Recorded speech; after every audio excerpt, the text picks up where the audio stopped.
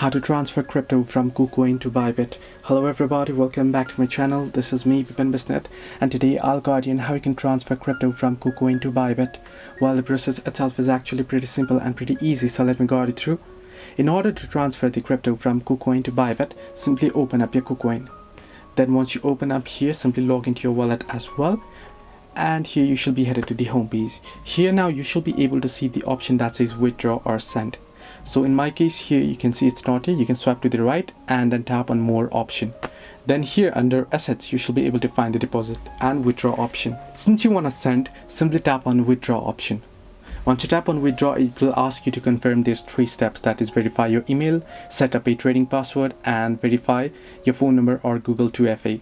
Now in my case I've done both, but I haven't done third, so I'm not being able to do so, but you'll have to go through all 3 steps.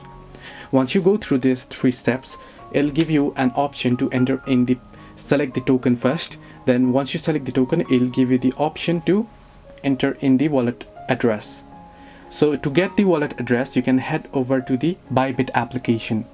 So simply head over to the ByBit application, and there you shall be able to see the option that says receive or deposit. Simply head over to the receive or deposit option.